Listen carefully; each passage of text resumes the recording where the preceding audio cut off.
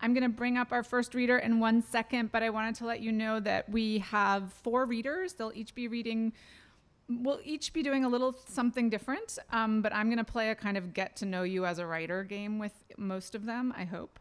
And I just want to say first that the Yale Review is so proud to partner with the extraordinary Windham-Campbell prizes. They are my favorite literary prize. I think I'm not supposed to say that too much out loud for fear of offending other literary prizes. But one of the reasons they're my favorite is that the Windham-Campbell Prize is really identifies and celebrates writers who take risks, writers who are doing deeply interesting things with form and aesthetic, writers who remind us of what literature is for, which is to explore the complexities of the human condition, the complexities of our politics, our joy, our sorrows, our melancholy, our cataclysms. And these writers today are going to do all of those things. So please, let's first, I also wanted to say quickly, if you don't know the Yale Review, pick up a copy. Our Windham-Campbell issue from last year is in the back with the books. There's many book giveaways. Get a tote bag, get a book, get ready for sweater weather and some cozy reading. Please, if you don't already, follow us on Twitter or Instagram, join our newsletter. The Review remains committed to fostering a literary community off the page as well as on the page. And so for students here who are interested in our student programs, please come up front at the end and talk to our deputy editor, Elliot Holt, who's waving, or our managing editor, Will Frazier. Okay, so I would like to begin by welcoming Alexis Paulin Gumbs to the stage. Alexis Paulin Gumbs, please.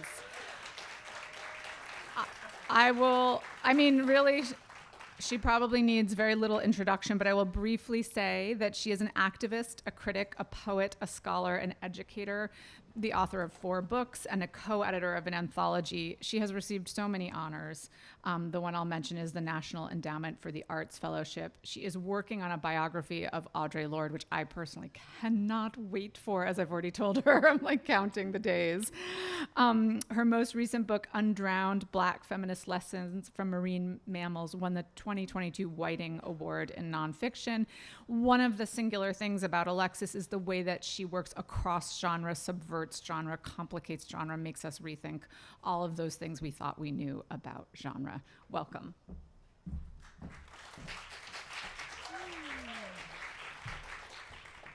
Good morning, everyone. So the pieces that I have forthcoming in December in the Yale Review are inspired by the great American painter Alma Thomas. Alma Thomas, as you might have heard during the sound check, was born in 1891 in segregated Georgia. And for someone who was born at the height of lynching, whose life and the lives of her loved ones were so deeply impacted by the violence of what color means and has meant in the United States, to be one of the foremost color theorists and incredible abstract artists ever is a big deal. And it's something that fascinates me, and I've written over 300 poems inspired by Alma Thomas just in the past year. So you can see that I'm excited. Aside from her painting, there's this other aspect of Alma Thomas's life that intrigues me, which is that she also was a maker of puppets. She was trained by the guy who first made the huge puppets for the Macy's Thanksgiving Day Parade. And she brought puppetry to her students, when she was an art teacher for Black students in DC public schools for over 3 decades. And she thought that by making puppets, by creating stages and scenes, by creating their own stories and dressing the puppets, they could learn this huge intersection of things about what does it mean to animate life, and maybe also what they were made of. So I got obsessed because I was like, I wish Alma Thomas was my teacher, and what am I made of? And I wrote these poems where I asked myself questions based on her materials list for her puppets, which is a simple list: fabric, wood, paint, and strings. And for months, I just asked myself, what is the fabric? What is the wood? What is the paint? What are the strings of this particular moment, of this particular relationship? which is another way of saying I didn't write these poems for you. I didn't even write them for public consumption, but I decided to share them as a way to make visible part of my own process of reflection. And so this is my life story. Material elements of some years of the artist's life, or fabric, wood, paint, and strings. One attempt. Amniotic water, bone of daughter, skin of caul, and navel string. Mother's kisses, hair and nails, father's heat, the mobile in the bassinet.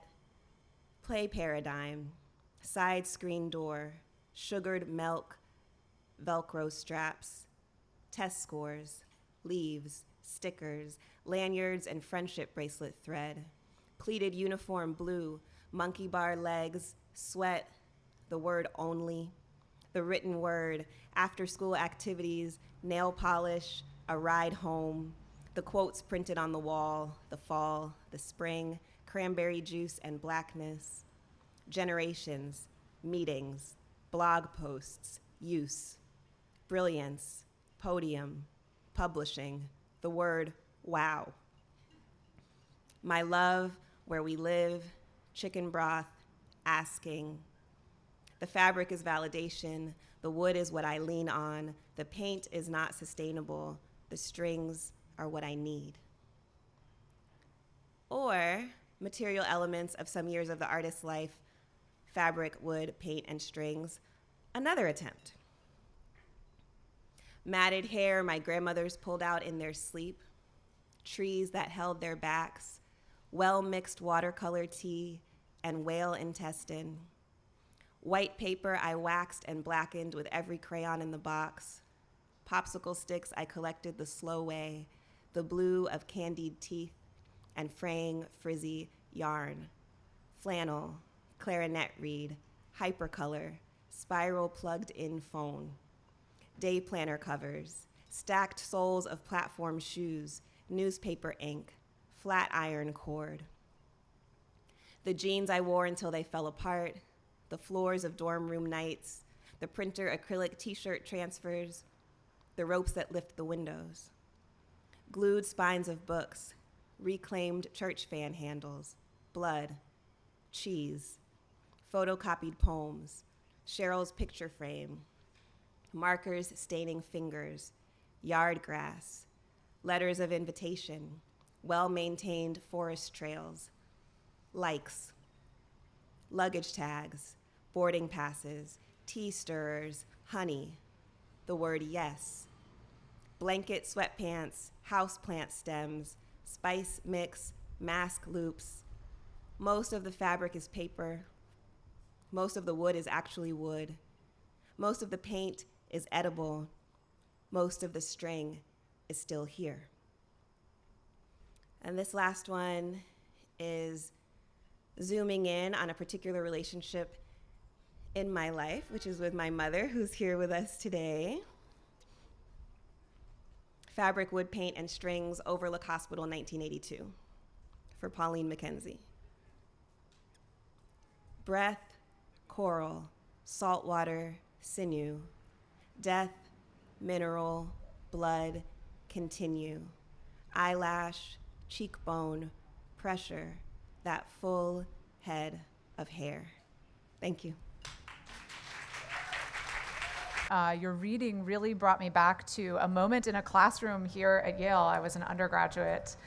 I took a poetry workshop with the poet and critic John Hollander, and I remember him saying, probably right around this time of year in one of the first classes, that the very basic building block of a poem was the list. Mm-hmm. And one of the things a poem could do would be to think about the materiality of language through list and how list becomes transformed into litany and what happens in that alchemical transformation, which your work here today reminded me so much of. Like what happens when we make non-transactional language material, immaterial. So we have time for 2 questions, I think. I'm going to start with the more abstract one, or the more literary one, which is, You write across genre, as I said. You write poetry, you write prose. I too do that. I wanted to ask you to just talk for a moment briefly about how you think about moving across genre, how your work, how different genres might make different intentions possible, if you're interested in subverting genre, if you see genre as allowing you to do different kinds of things. Can you talk about being someone who works across genre? Definitely. I would say, am I interested in subverting genre? I'm interested in being free. That's a form of subversion. That is my primary interest. Yeah.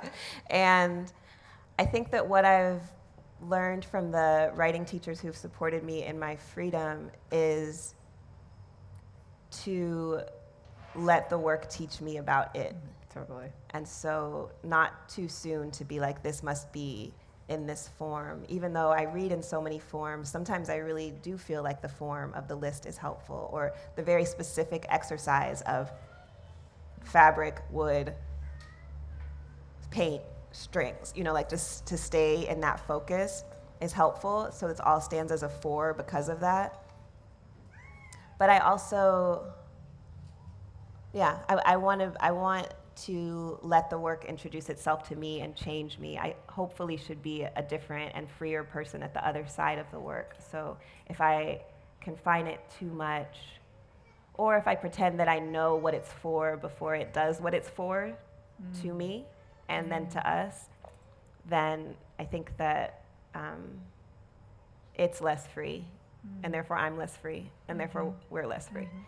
I love that. I love the idea that the work changes us, which I think it does do if we give ourselves to it, which is if in a way we think of it not belonging to us, but us belonging to it. That's right. As well. Okay, I'm going to end our session with just a much sillier question, or a much sillier exercise, which is I want you to choose a category: favorites, lasts, firsts, or a never. And then I'm going to ask you a question. Lasts. Okay. What was the last encounter you had with any kind of art that changed you? Oh. Or one of the last, since I'm putting you on the spot. Yeah. I mean, yesterday we went into the architecture school and we experienced the Isaac Julian's installation, and it changed me. I mean, I hope everybody goes to see it or has already seen it or could see it, because it's really right there. I really loved the experience of being provoked to dance by the way that the film plays across the 9 screens that it plays across, and it changed the way that I think about space. It changed what I think is possible for film. One of my favorite collaborators and loved ones is also here, my partner Shango Dare, who is a filmmaker, and we co-create Black Feminist Film School, and Isaac Julian's someone who's inspired us always, but that embodiment and that roundness and the ceremonies that are in the film, but also the ceremony of properly being with that film. It did something. I'm grateful. To you. So everyone can go see that. And what I, just want to draw out from both of your reading and the answers is that the way in which embodiment matters in your work, the way in which embodiment, that writing is actually a kind of embodiment that changes us too, that the poems have a materiality, that the work being in that space. Well, we are so lucky to have you here embodying your work in presence. So thanks for coming up. Thank you, everyone. Thank you. Next up, I would like to introduce Dominique Morissueau to the stage. Dominique, would you like to come up? Yay! Dominique Morissueau is a preeminent dramatist and visionary force in the field of theater. Her body of work includes the critically acclaimed 3-play cycle, The Detroit Project, which I highly recommend you read, see, whatever you can do. It draws upon the rich histories of Black American literature, music, and activism. She, too, has so many accolades, including a MacArthur Fellowship, in 2018, extraordinary, and 2 Obie Awards, one in 2018 and one in 2016. Dominique is going to read a little bit of a piece we're publishing in the December Yale Review issue. We're so excited, and then we're going to chat. Welcome.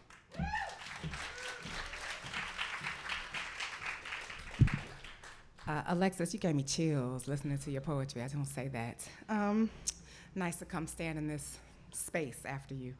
I'm going to read from a play of mine, an excerpt called MC Inquisition.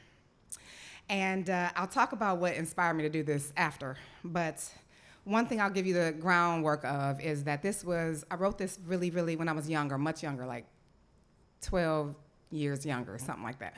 And maybe 15 years younger. And the premise of the play, which you should know before you hear this excerpt, is that Sharif, a hip-hop artist, is going to be the first hip-hop artist to ever he's being quietly vetted as the first hip-hop artist to ever become a Nobel Prize winner.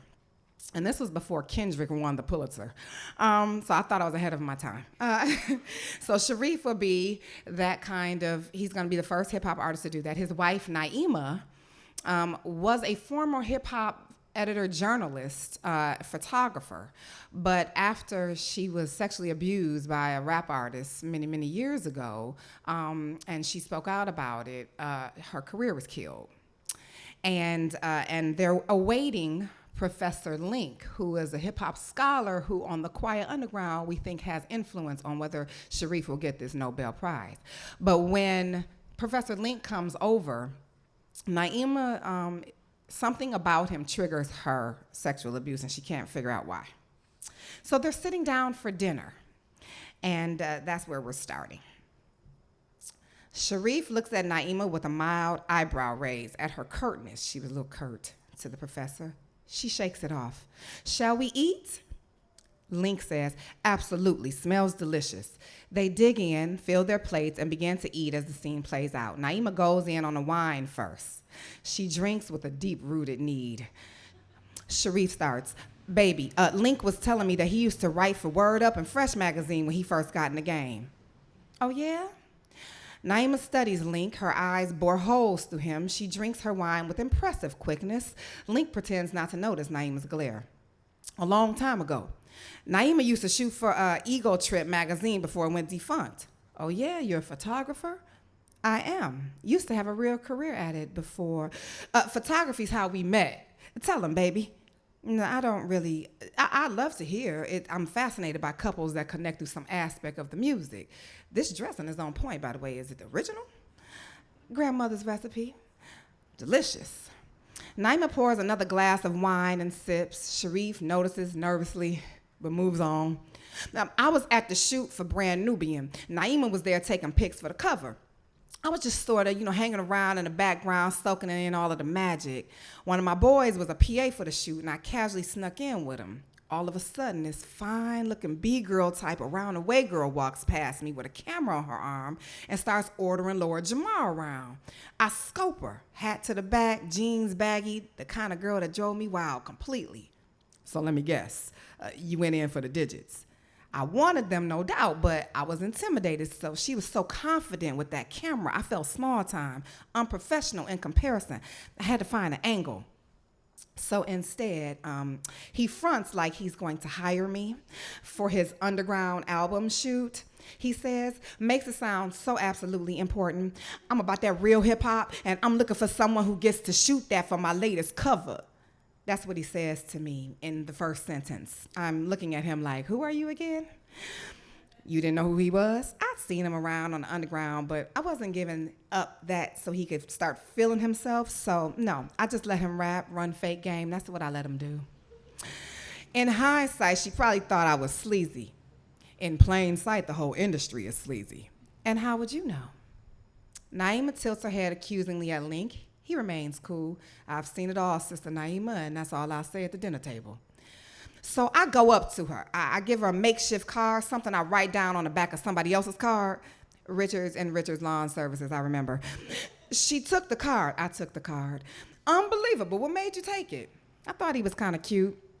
Pathetic is what I was. Cute is a nice way of saying pathetic.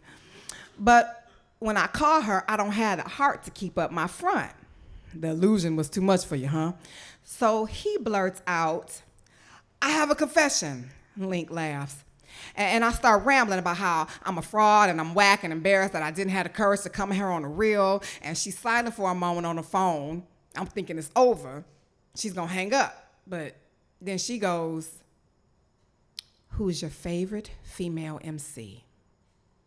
I'm thinking, what? Is this a trick question? This is seriously the only thing she has to say to me after I tell her I lied and I really want to get with her? So I run through my list of female MCs in my head, trying to search for the dopest one. I'm torn. Lauryn Hill, Moni Love, The Queen, MC Lyte. If for some reason I knew my future with this woman depended on my answer, it did. So I say really gravely, I say, I don't have one. Uh-oh. Just like that, I don't have one. So she hung up on you. Nope, she asked me out. Really? Really? Because I finished by saying to her, you should just ask me who's my favorite MC. Because asking me who's my favorite female MC automatically puts female MCs on a lower level than men. Just like when we say, who's your favorite female ball player or who's your favorite female athlete, but nobody asks, who's your favorite male MC? They say, who's your favorite MC? That's it. An MC is an MC, man or woman, the gift of words, flow, lyricism, intelligence. It's anybody's game. And that's it. So if I can share for a minute where that came from. Yeah. So about blah, blah, blah years ago, I was reading this article. So two things inspired me to want to write the MC Inquisition. Actually, three. What happens after this scene, which you don't know, is Naima, she has a sense of smell, and that's what was triggered. And eventually, in the next scene, they go to bed. The professor is staying at their cabin. And when he wakes up, he is bound and gagged and tied up, and with her underwear stuffed in his mouth. And she's putting him on trial to find out. She remembers him. He must have been present the night that she was abused, right? And so the whole rest of the play is about figuring out what really happened that night. One is inspired by Ariel Dorfman's The Death and the Maiden. Two was inspired by, I was reading Pearl Clegg. She's one of my favorite writers. And Pearl Clegg has an essay called Mad at Miles, which she is talking about how she is reconciling with loving the genius of Miles Davis and his music while also knowing that he was abusive to women. And then I kept thinking about that, like, what's my equivalent? Am I mad at hip hop? Because an article came out. I don't know if it was about Dee Barnes, but Dee Barnes is someone who was a hip hop journalist back in the day, in the 90s, way back in the 90s, and she was a hip hop journalist who was assaulted by Dr. Dre. Okay. And her career was killed after she tried to hold him accountable for that. And so an article had come out called Hip Hop's Black Eye that was looking at some of my favorite hip hop artists who also had been known to have some history with either relationship violence or gender violence, right? And so I kept thinking, like, how do I love this music and love this art form and love some of the people in it and also hold it accountable for its treatment against women? And I'm not one of those people that says all hip hop is misogyny. I'm married to a hip hop artist, so this is also inspired by me and my husband's relationship.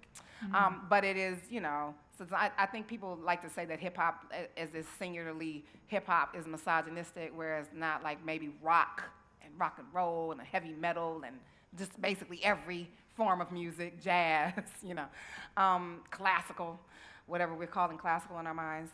But anyway, so for me, hip hop is I have a love affair with hip hop, and so that's where that came. That's wonderful to hear. Yeah. Interesting you say that just this week, Jan Wenner, the former editor of Rolling Stone, just got kicked out of the Rock and Roll Hall of Fame for indeed misogynistic comments to the New York Times. That's yes, right. and there was a slightly funny Times headline, which was like it took only 20 minutes for him to be removed after. But actually, this brings me to a question I wanted to ask you, which was, I'm sorry if this is too loud. So the MC, we're publishing parts of the MC Inquisition, which you all just heard in our December issue. And I was wondering what it's like to revisit the play now, since you did write it some time ago. And in the interim, we've had the Me Too movement. We've seen more female artists rise to the tops of charts in hip hop. And does anything about it strike you as different now, or do those themes and questions still feel as resonant and challenging as ever? Yeah, it's a little embarrassing to go back to be honest with you. It's like, ooh, I've learned more. Like from a craft perspective. Yeah, from a craft perspective, but also, but not just, from a social perspective. Yeah. From the topic, actually. Yeah. I just would write some language a little differently. But the heart and soul of it is still, for me, the heart and soul of it, I go, it's like watching your younger self, like, oh, you're cute. You'll figure out how this works a little better, But you're like, but I see you, girl. I see your passion, and you'll understand a little bit even more nuance. It'll get even more nuance. Your perspective will get more nuance, if that makes any sense, right? It makes a lot of sense. Yeah.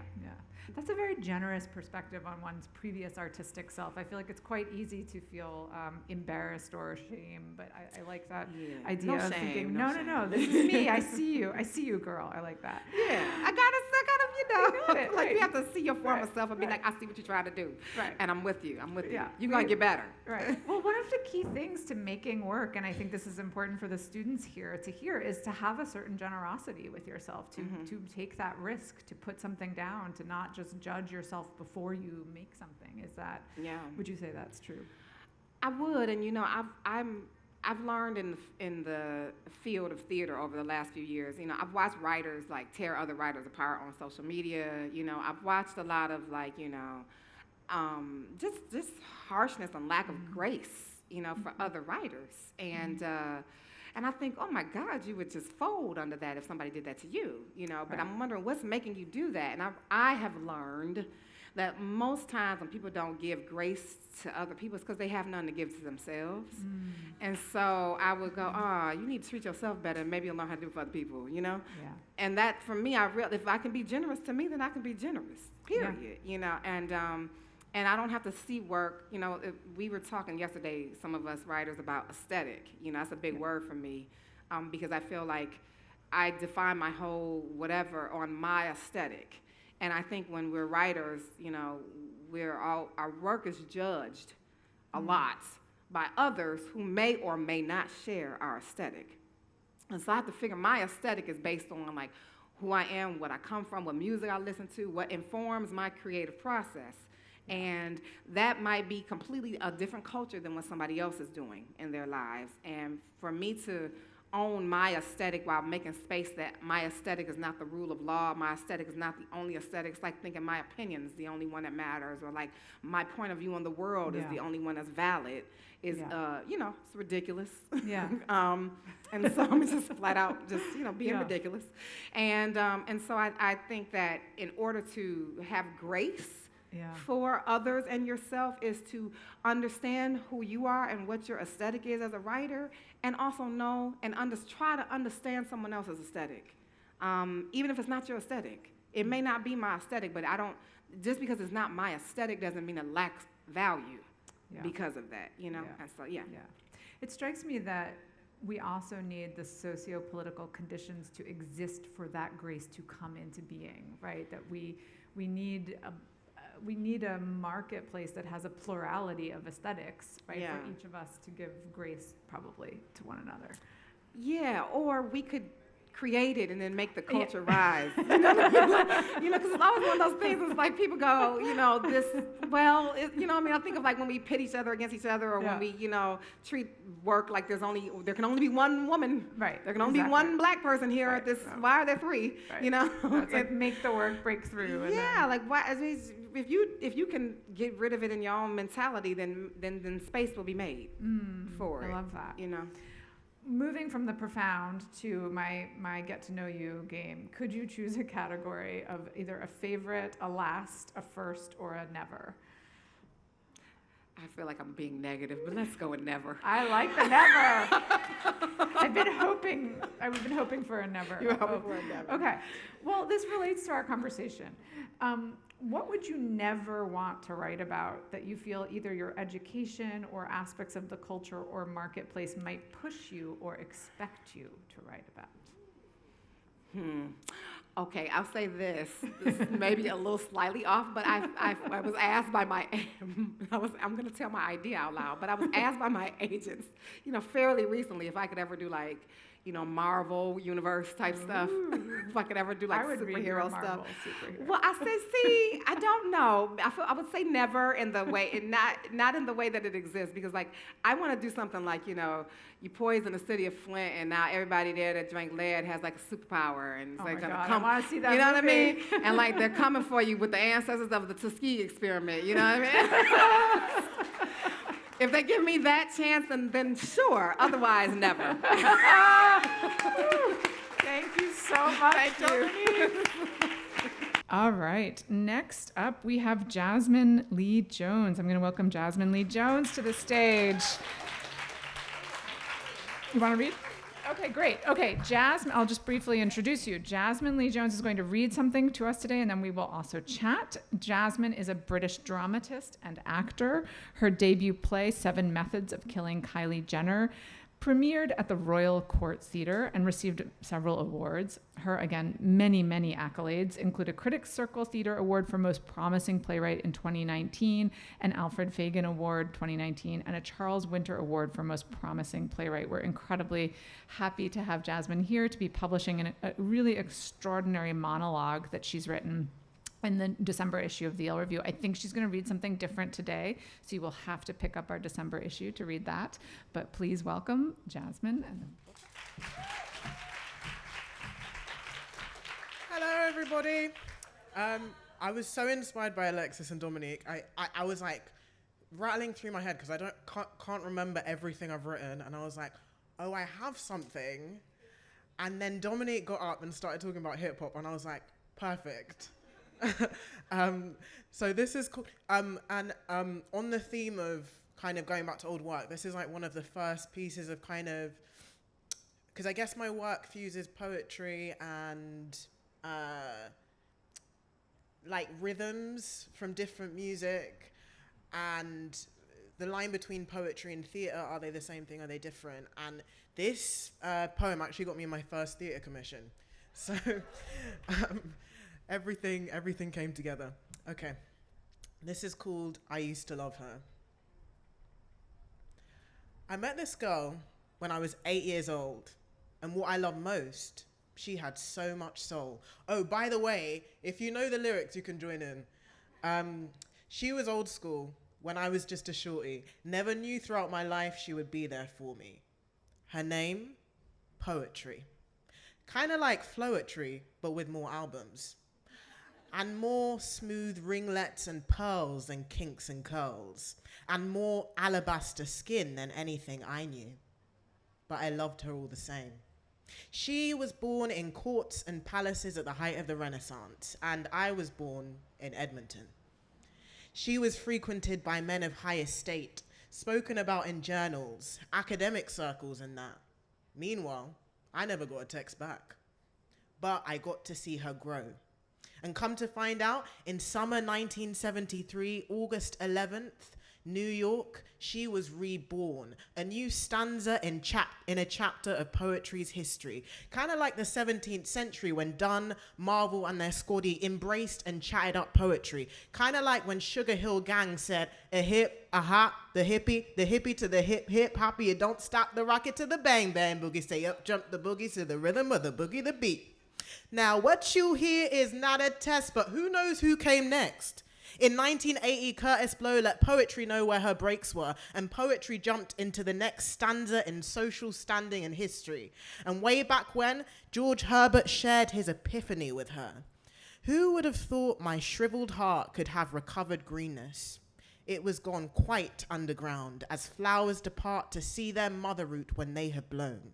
Who would have known? In 1982, Grandmaster Flash and the Furious Five would allow this metaphor to survive. It's like a jungle sometimes and makes me wonder how I keep from going under. Ha, ha, ha. Sir Walter Raleigh and Run DMC politicized poetry. Money is the key to end all your woes, your ups, your downs, your highs, your lows. Tell them that brave it most, they beg for more by spending, who in their greatest cost seek nothing but commending. And if they doth reply, then give them all the lie. But it's like that, and that's the way it is. Or was. August 8th, 1988, NWA thrust poetry straight out of Compton. And in 1990, Pete Rock and CL Smooth stood in solidarity with Shakespeare's Sonnet 71. No longer mourn for me when I am dead, then you shall hear the surly, sullen bell. Or I reminisce for a spell, or shall I say think back 22 years ago to keep it on track. Then 20th century form itself fell off track, but for the better, with new tribes and far sides mixing break beats with neo-soul.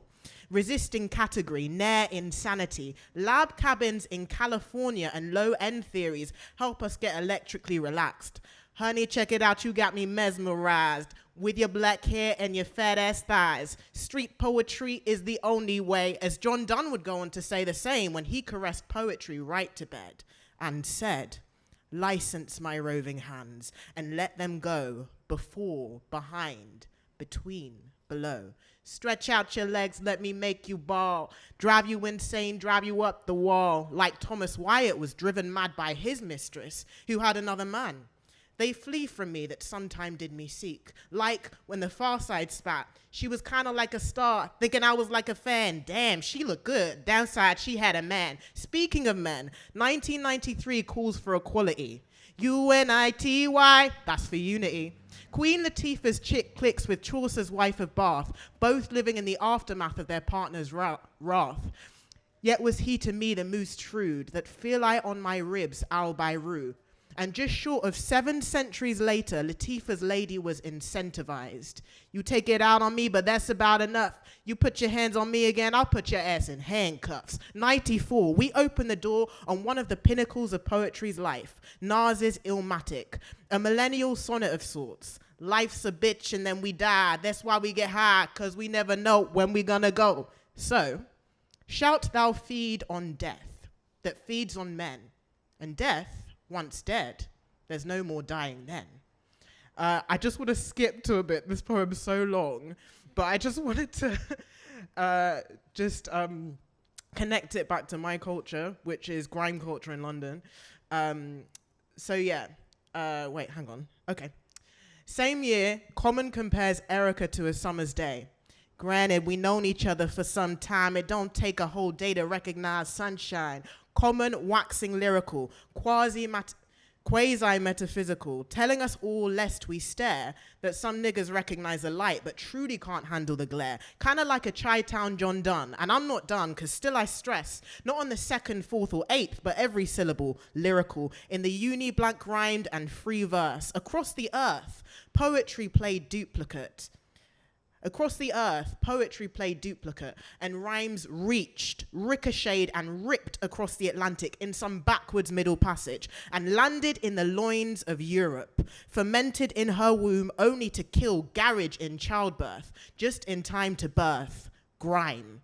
A motherless child with roots unkempt, so Esky Beat grew out its fro to functions on the low, a lightning prescient predecessor to a Stormzy, which would light our way home, to a rhyming past entrenched in the soul of the street. Channel U, Sky's underground cipher from back in the day. Kind of like when Stanley, Sherburne, and Shirley sang sonnets from the rooftops, lighting the way for an outsider to emerge and appear. Shakespeare. I'll end there.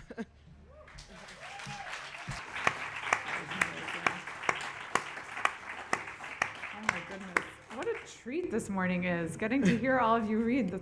That was wonderful. I loved hearing it. I wonder if we could talk a little bit about your experience as an actor as well as a writer, and how, especially after seeing you read and perform. Are there ways in which being trained as, I believe you trained as an actor, yeah. Are there ways in which that has shaped the writing you do? Yeah, that's a good question. I think it's had good and bad effects because, maybe more good now because I've sort of reclaimed performance and the way that Yeah. I'm interested in doing it and the things that I'm interested in doing. But the good parts are, I think I understand, and it was something I was trained in, that if something feels good to the performer, it will feel good to the audience, even if they don't really understand what's going on. And that there's a connection or a meaning beyond understanding, that there's something almost well, somatic. Yeah, well, it's an understanding, but it's, exactly, Yeah. it's not in the brain. intellectual. Yeah. And if there's a way, and if there's a way to infuse that pleasure, like I love writing comedy, into whatever I'm writing, the actors will enjoy performing it, and then, or if I'm performing it, I should enjoy performing it, and then the audience will receive that energy. The bad part is I went to everything's kind of eats itself. It's like an Ouroboros. I went to a very classical, then, maybe it's changed now, drama school in London, and What was the name of it? Guildhall. Okay. And I felt very constricted. Yeah. And so I kind of, in terms of how that influenced the writing, for a long time I just didn't think I was funny. And it was such a shock when my first play was on, and I was just writing jokes I thought were funny, and then the audience would roar with laughter. And then I realized audience is so important. Yeah. Because if I'm in an audience, and I love the people I went to school with, the people that don't understand or don't kind of extend themselves to the context I'm from, then the information I receive back from them is that this joke doesn't make sense. Right. Or I don't make sense, which is Right. a sharper terror, actually, than a joke not making sense. Yeah. Well, and also so subjective and context dependent, right? It's, and I think I'm interested in the word. I think was it constricted that you just said, because one of the things that really struck me, and of course I just heard it once about what you just read, is the way that you were. I'm a poet as well as a nonfiction writer. I once wrote a play, and then I thought, this is the most terrifying thing I have ever done. It was performed, and I just felt like, this is amazing. I can't do this.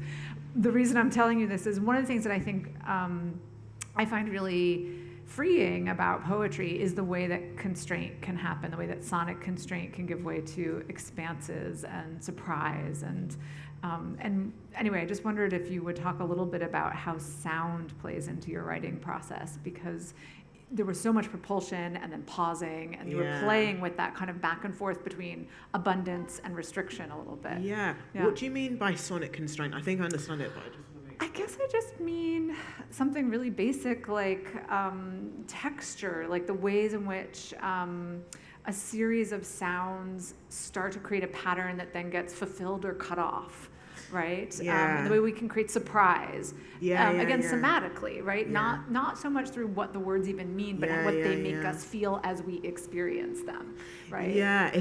I'm fascinated by this, which is why I'm so excited to do the talk with Dan tomorrow, because it's all about Jay Didder, but also the dramaturgy of Jay Didder, in my opinion, and how, I mean, he'll describe it much better than me, but just the sense of something feels off musically. So I know that, and you know, the whole idea of like, there's so many things I'm thinking, but the whole idea of being a timekeeper, which is what being a storyteller is, which also extends itself into music production and being a musician. The idea of like,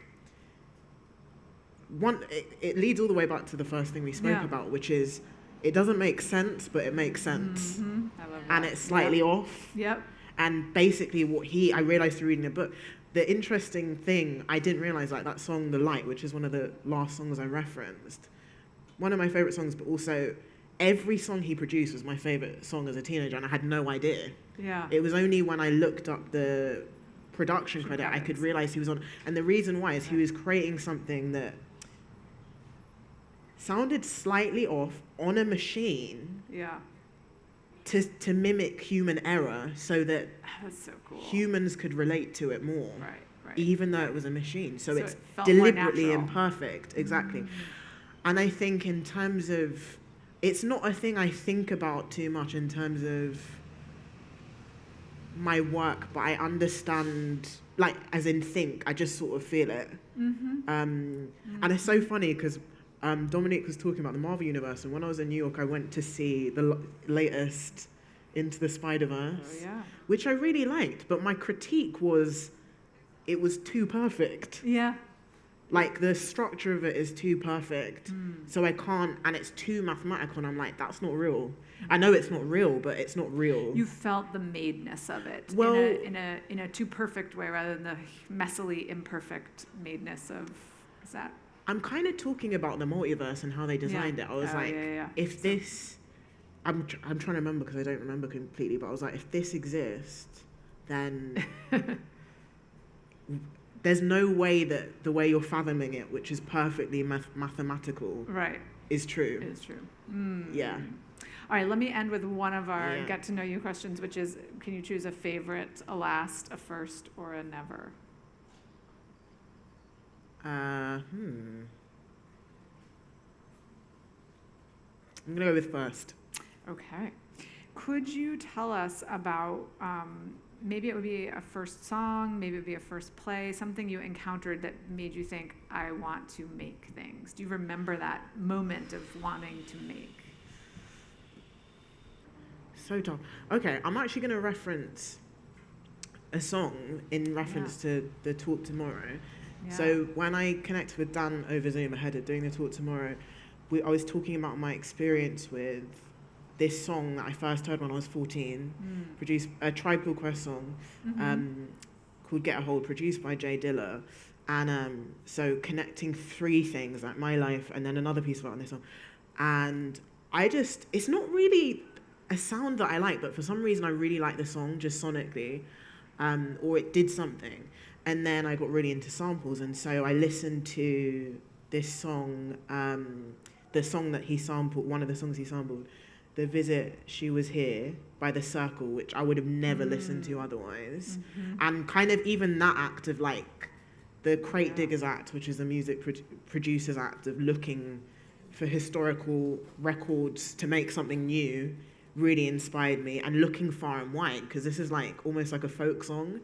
And this song, in case people haven't heard it, is about kind of this lost love and the person's reconciling with it, wondering if they were actually real because now they're not here. And when I heard the sample of the song, I was walking through, I used to live in this area in London called Muswell Hill, close to Wood Green, which is kind of a more working class area. And I was walking underneath these apartments, and one of the apartments used to have a woman used to live there, and her name's Joyce Carol Vincent, and she was the subject of this documentary Dreams of a Life because she was found dead there, and she'd been there for nearly 2.5 years. Oh, wow. And just that moment of synchronicity that I'd connected to, and that always sticks in my mind because she was an artist and she was a black woman, she wanted to be a singer, and as I was underneath her apartment, this song came on about this woman who was there and then wasn't there. Oh, wow. And when I realized that, kind of unconsciously, because I don't think he was sat with his MPC thinking, Jasmine's going to listen to this in 20 years and connect up these three realities. I just thought the power of just connecting with something on a heart level, other people connect in ways unbeknownst to you. Yeah. So that was a really inspiring moment. That's an incredible story. It reminds me a little bit of the lecture yesterday too. And Exactly. I was thinking about that during the lecture. And the ways that we write or we make things out of these haunted connections and haunted misconnections. Yeah, and I just want to mention something which was amazing yesterday at the dinner. Yeah. Oh God, I was sat next to Courtney, and we just started talking about British art, and I was talking about British artists, and I was like, well, actually, a piece of British art inspired my second play and this obsession I have about the first black British actress. strolling actresses dressing in a barn, and she was like, we have that. So I'm seeing it today. Oh, amazing. I've never seen it in All person. right. I'm so excited. Thank you. Wonderful. Thank you, Jasmine. Thank you. Amazing. Next up, we have our last writer for the day, Susan Williams. Very excited. Come on up, Susan. Susan is our final reader today. She's going to read. We might have time for a question. We'll see. I think we'll have time for one question. Susan Williams is a historian and a writer based in London. Her incredible body of work includes White Malice, the CIA, and the covert recolonization of Africa, which I believe is over there as a free giveaway, and Who Killed Hammarskjöld, that's how we say his name, yes, which sparked a UN investigation into the death of the UN Secretary General after its release. One of the things that's really remarkable about Susan's work is the way that it combines a kind of archival investigation and investigative approach with the aesthetic power of story and the assimilation of information. I can't wait to hear her read. Welcome, Susan. Thanks for joining us. Thank you. Well, is this working fine? Yeah. Okay. It's been very nice to be here this morning and to hear these wonderful presentations. I just feel so privileged. Well, just a few days ago, people all over the world marked the 62nd anniversary of the deaths from a plane crash of UN Secretary General Dag Hammarskjöld and those who were traveling with him. And of course, UN Secretary General Dag Hammarskjöld, the second UN Secretary General, was a really extraordinary man and who was determined to protect the newly independent, weak states of the world against the strong states. And President John F. Kennedy said, following Hammarskjöld's death, he said, "I realize now that in comparison to Dag Hammarskjöld, I am a small man. He was the greatest statesman of our century." Well, lost a piece of paper here.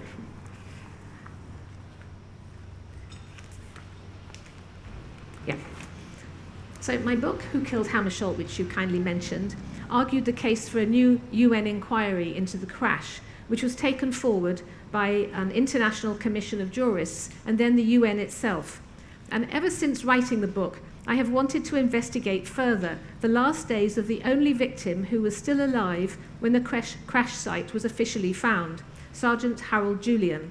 And writing the essay for the Yale Review was the perfect opportunity to do this. And in fact, I don't have time to explain this, which will be in the article, but I found some really extraordinary new evidence that is going to make a big difference to the UN inquiry. So the article that I've written for the Yale Review is entitled, "Why Did Sergeant Julian Die? New Pieces in the Jigsaw of History." Shortly after midnight on 17 to 18th September 1961, a DC-6 aircraft plunged into dense forest in Central Africa. It was a clear and moonlit night, and the weather was fine. The crash occurred about 9 miles from the town of Ndola in northern Rhodesia, then a British-ruled colonial territory, now Zambia. In the late afternoon on Sunday 17th September, the plane had flown from Leopoldville, Kinshasa, as it's now called, the capital of the newly independent Congo. There were 16 people on board, but only one person survived long enough to be found alive, Harold M. Julian, an American in his mid-30s. He was suffering from 50% burns, a partial fracture of the skull, and a dislocated right ankle. About 6 hours after the crash, sunrise brought the light of day. The crisp air of the night gave way swiftly to a baking heat, reaching up to 91 degrees Fahrenheit at this time of year. Unable to move, Julian lay in agonizing pain under the blaze of the sun, drifting in and out of consciousness. Harold Julian was the acting chief security officer of the UN operation in the Congo. He and a dedicated team of aides and security personnel had flown to northern Rhodesia with Dag Hammarskjöld on a mission of peace to organize, hopefully, a ceasefire in the war between the many white mercenaries from different countries in Katanga, the southernmost province of the Congo, and UN peacekeeping troops. The crew of the plane, the 6 crew, were Swedish. The plane's passengers were 4 Americans, which many people don't seem to realize.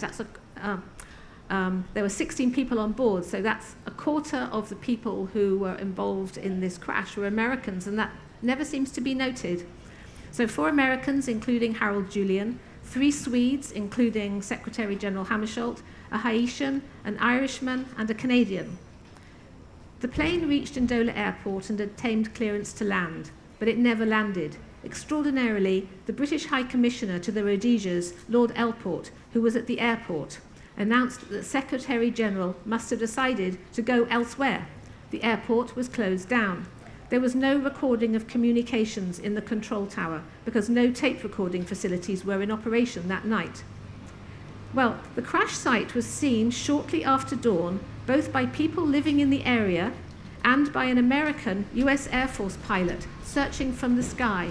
This is really important. Separately, they reported what they had seen to the authorities. But no help of any sort was sent to the site until 10 past 3 p.m. local time, which was recorded by colonial officials as the time the wreckage was discovered. This was more than 9 hours after first light and about 15 hours after the crash. When police officers and ambulance men finally arrived, they found that most of the bodies were charred beyond recognition. Only Hammarskjöld's body was not burnt, and only Sergeant Julian was breathing. Julian was conscious and able to speak, but in terrible pain from his burns and fractures, aggravated by acute sunburn and heat prostration. He was admitted to hospital in Ndola at 4:45 p.m. And Police Inspector Paddy Allen of the Northern Rhodesian Police accompanied him there. Bent over Julian's stretcher in the ambulance, Allen explained to him where he was, and then he asked Julian some questions. The last we heard from you, you were over Ndola runway. What happened? It blew up. Was this over the runway? Yes. What happened then? There was great speed, great speed. What happened then? Then there was the crash. What happened then? There were lots of little explosions all around. How did you get out? I pulled the emergency tab and I ran out. What about the others? They were just trapped. Studies of the crash have tended to focus on the UN Secretary General. This was inevitable given the significance of Hammarskjöld's distinguished role. But as Hammarskjöld would have insisted, every person on the flight was serving the cause of peace and the UN Charter. And in the case of Harold Julian, there are many questions about the flight and the crash that have yet to be answered and compel particular attention. There were many missed opportunities to care successfully for Julian. It is odd that he was not airlifted to a better and more modern hospital in the region, such as the ones in Lusaka and Salisbury, which is now Harare. And a junior doctor on Julian's medical team could not understand why he was not taken to the US. Julian was a strong young man, he said, and with the best that modern care of the time could offer, would have survived.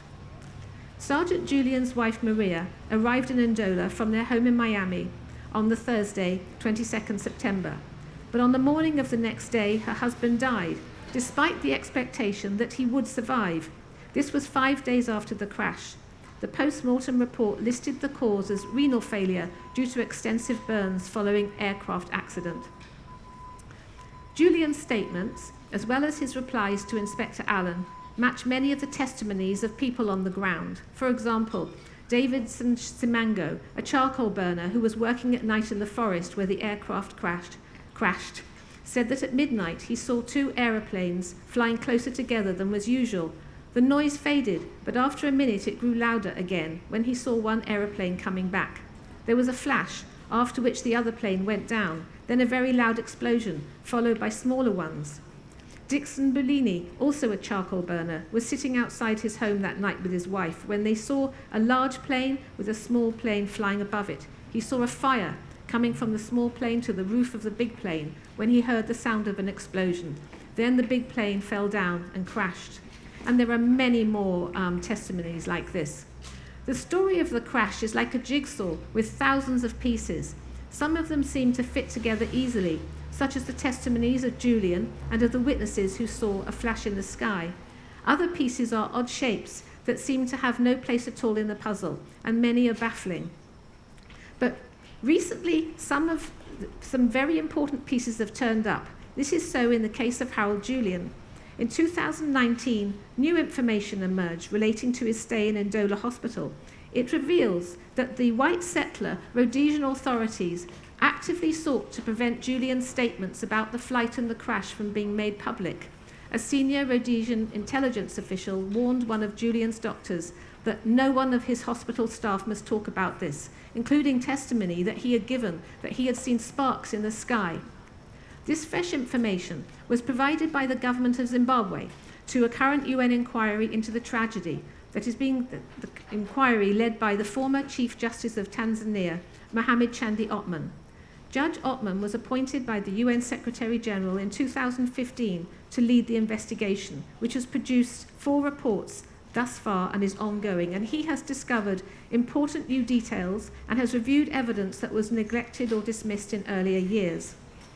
It appears plausible, notes the judge, that an external attack or threat may have been a cause of the crash, whether by way of a direct attack causing the plane to crash or by distracting the pilots at the critical stage of preparing to land. The evidence presented by Zimbabwe is regarded by the judge as significant. In his view, there was a general undervaluing of the evidence of Harold Julian. It also suggests that Julian may have said more about the last moments of the crash than is yet available. 3 inquiries into the cause of the crash were conducted in 1961 to 1962, 2 under the auspices of the Rhodesian government and 1 by the UN.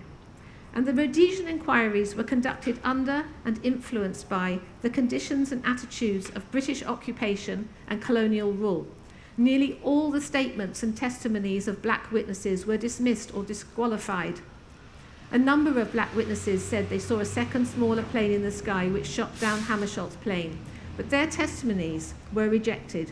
It was incredible, observed Timothy Kankasa, who was a leading figure in local government and became a government minister after independence, that all the black witnesses were supposed to be unreliable. The Rhodesian Commission of Inquiry concluded that pilot error was the cause of the crash. It did not make this claim because there was any positive evidence for it, but on the basis of an elimination of all the other suggested causes. The explanation of pilot error became widely accepted over subsequent years and has caused great distress to the descendants of the aircrew, who were consequently blamed for it. As Sergeant Julian was the only person left to describe what had happened on the flight, his recollections should have been crucial to the investigations, but the Rhodesian Commission disqualified each of Julian's statements, saying that no attention need be paid to them, as they either relate to the fire after the crash or to a symptom of his then condition. Of the 27 witnesses who were able to testify about Julian, the Rhodesian Commission heard only 8. Therefore, the only evidence available from someone who had experienced the flight and the crash was dismissed without further analysis. The UN Commission of Inquiry, which reported in April 1962, had to rely on evidence already gathered by the Rhodesian authorities, and it was shaped to a larger degree by that process.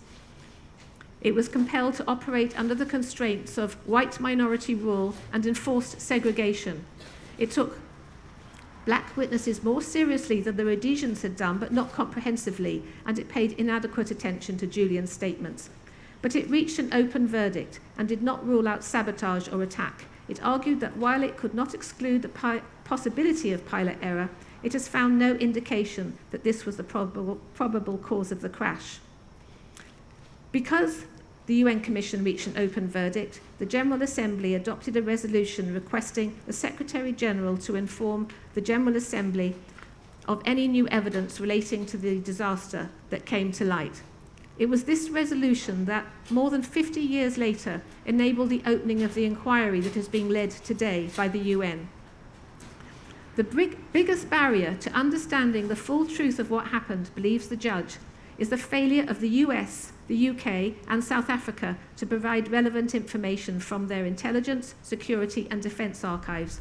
None of these member states has disclosed any significant information at all since 2017, despite clear and repeated requests.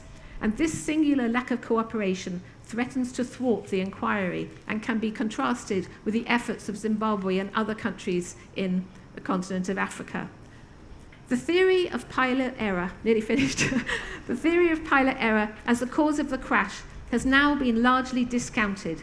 This means that the official record produced under the auspices of British colonial rule and white supremacy, and with the support of other Western powers with major economic interests in the Congo, is no longer credible. And this is apparent in the growing support of UN member states for Judge Ottman's investigation.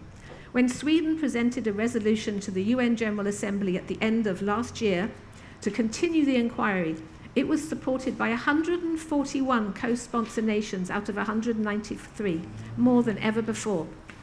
But the US did not co-sponsor the 2022 resolution, even though 4 Americans, a quarter of the victims, died as a result of the crash, nor did the UK. The Zambian bishop, Dr. Trevor Musonda Mwamba, has closely followed the ongoing investigation by the UN. For Bishop Mwamba, it is imperative that the circumstances surrounding the crash and Julian's death are known and understood. It's important for Zambia's identity, he insists, to know its past in order to embrace its authentic self in the future. For ultimately, he adds, the truth does set a person free, and a country too, ennobling both, making them better to do good in the world.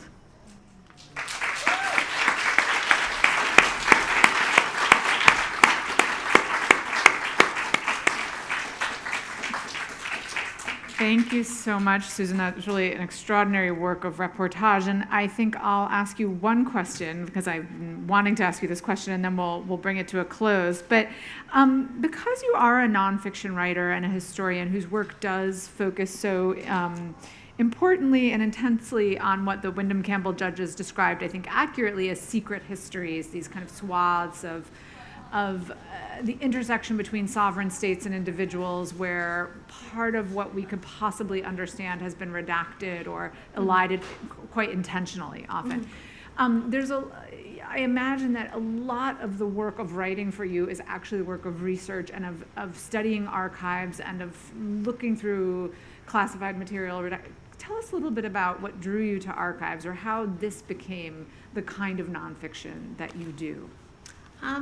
I think perhaps I can answer that best by referring to discussions I've had with a Congolese scholar who's also the Congolese ambassador to the UN, Georges Nzangola Ntalaja.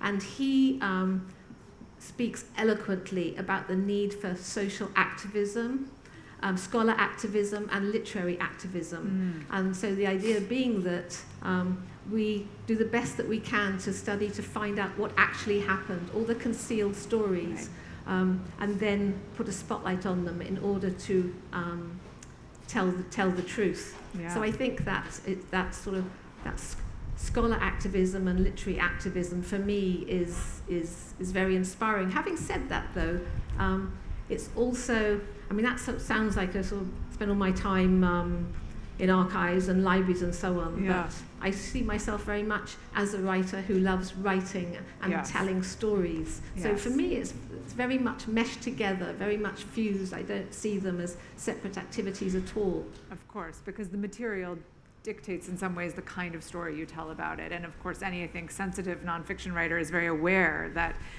the two are deeply enmeshed. And one hears that in your extraordinary work.